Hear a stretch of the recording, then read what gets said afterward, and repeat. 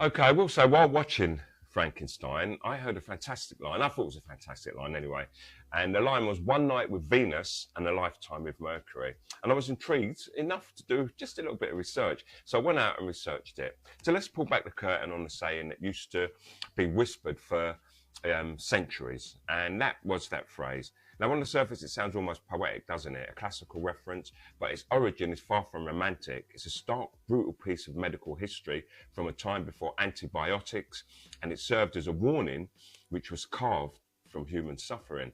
And it dates back to when syphilis was what they called the French disease or the Great Pox, and that's the disease that was sweeping through Europe. And this was the shadow side of the Renaissance that we keep talking about, and it was a hidden cost of empire and exploration. Venus, the goddess of love, was a sweet talk for a night of pleasure, but the Mercury in this saying, that was a so-called cure. And they used mercury, a heavy metal, and a potent poison in ointments, pills, and steam baths to treat the horrific symptoms of the disease. And the treatment was often as brutal as the illness itself, as it caused salivation, tooth loss, neurological damage, and kidney failure. And the patient could be left a hollowed out shell, truly spending a lifetime, or what was left of their lives, with the mercury that was supposed to save them. So this line isn't a jest, as poetic as it may be. In its time, it was a grim public health warning from the trenches of our old ancient history, and it was a stark recognition that a moment of passion could change you to a lifetime of poison, and a reminder that the bill for pleasure can often come with a vicious dose of interest. OBG.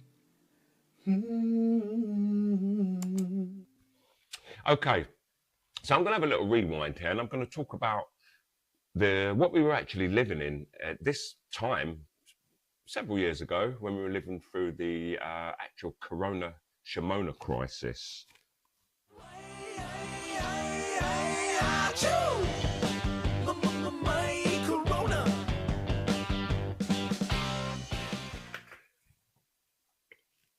Okay, so at the time we entered what they was calling phase 2 of the Corona-Shimona pandemic. And at this point, and there was a lot of us that fell for it, we felt for what felt like a public health measure, but was more like the next turning of the screw. And we watched as that second lockdown squeezed the life out of small independent businesses. And it wasn't just about closed doors, it was about livelihoods being slowly dismantled brick by brick.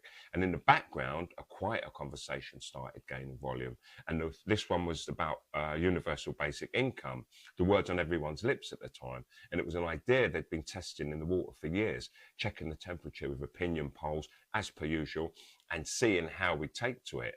Now, before we got into the thick of it, we had to remember our ground, and we reminded each other that under those tier regulations, the police couldn't just walk into our homes. Their power stopped at the doorstep unless we invited them in or they had a warrant in hand. And it was a small piece of knowledge, but in those times, you held on to what you knew. And the whole situation, this pandemic, as some called it, it felt like an accelerator, and it pushed forward plans that had been sitting on a shelf for years. And the World Economic Forum started talking openly about a great reset. The aim, dressed up in the language of progress, was a global technocracy, which was in full swing. Well, almost full swing. It had been gaining power, but it seems to be in full swing now. We talk about shifts in the balance of power long after they've happened. Now, for those who missed the lesson, that's a society run by technicians, by scientists and experts, and we'd spend years putting our faith in scientism and lauding tech billionaires for their wealth while ignoring what their actual creations were really building, a system of control, not the liberation that they alluded to. And it was it's almost like a schoolboy's dream of global governance gone live. The source of control sat at a single terminal with the power to pull up a citizen's life on a screen, with the power to monitor, to cut off payments, to censor what we saw and who we could talk to. All it would take or should take is a minor infraction. And the machine, we realised, had been built not to serve us, but to manage us. Everything about us in our phones, in our daily lives. And now it's simply a matter of developing programs to collate that information and present it in the form of an aptly named digital ID. And that was the landscape, a difficult one, no doubt about that. But remembering it clearly is surely the first step that we have to take to make sure that it can never happen again, even though its effects will live on for some time.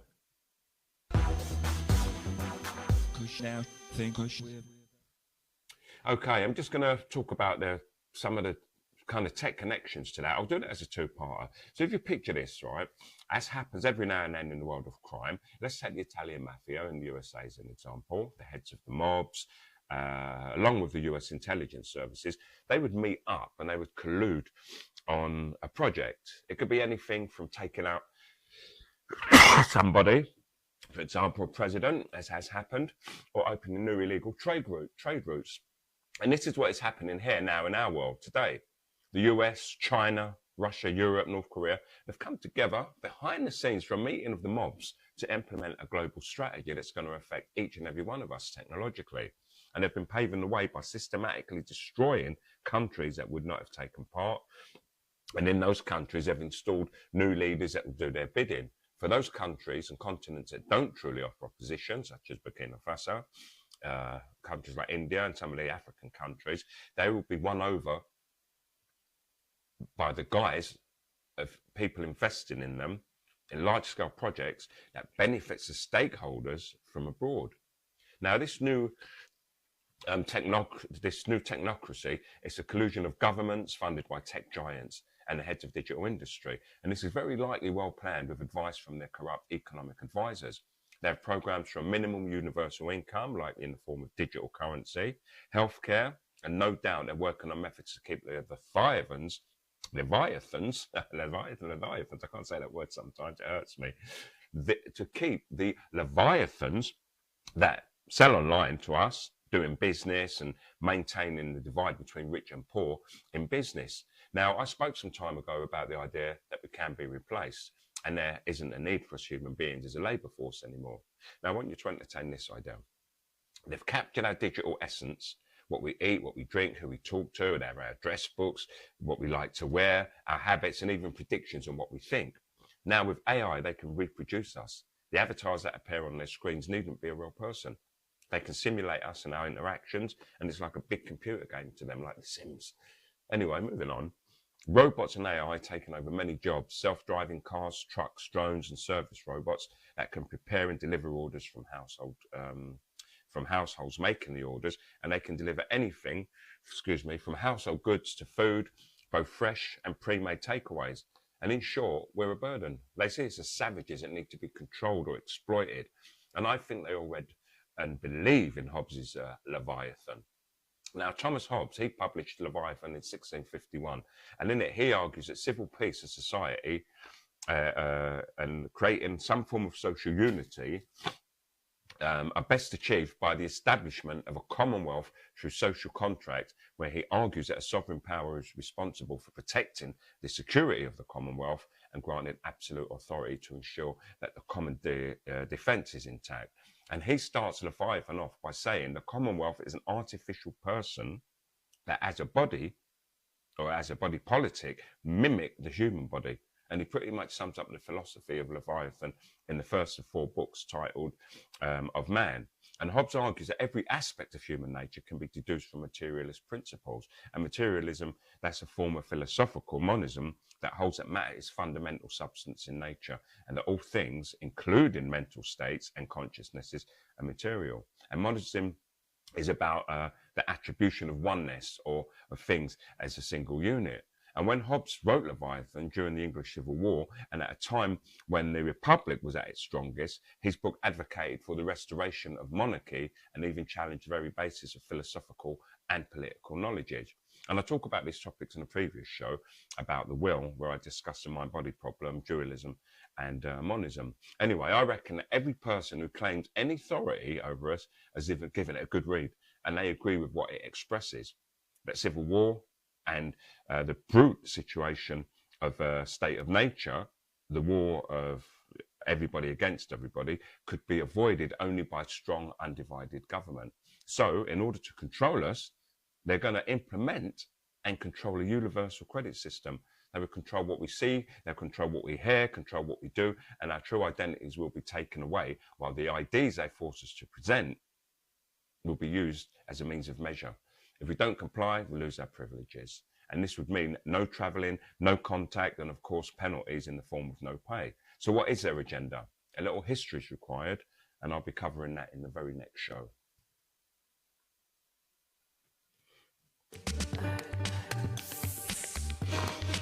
Oh, fuck.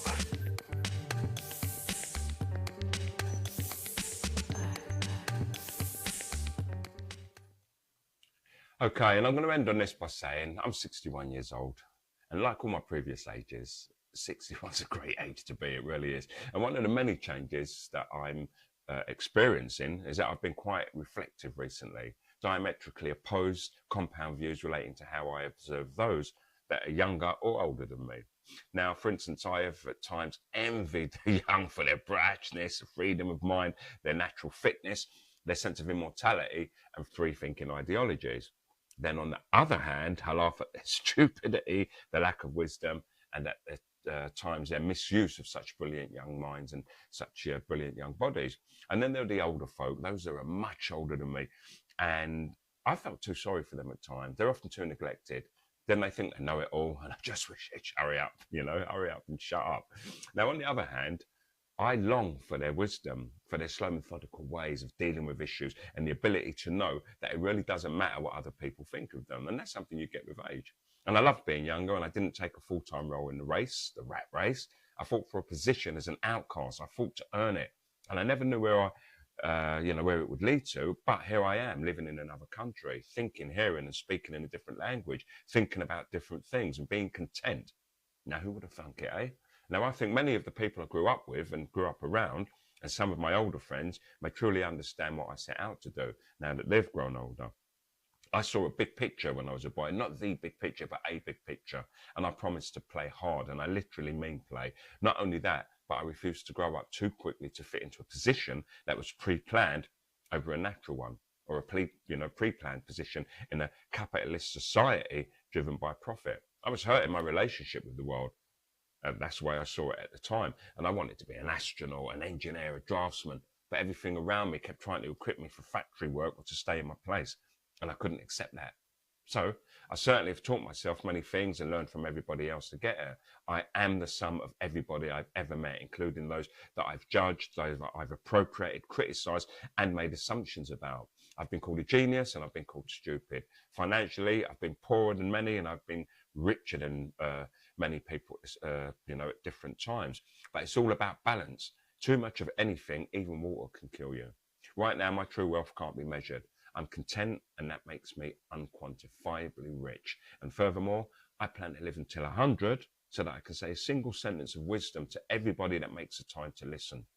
And a single sentence that will affect change for those who have confidence in somebody that has experienced a century of change. I am the OBJ.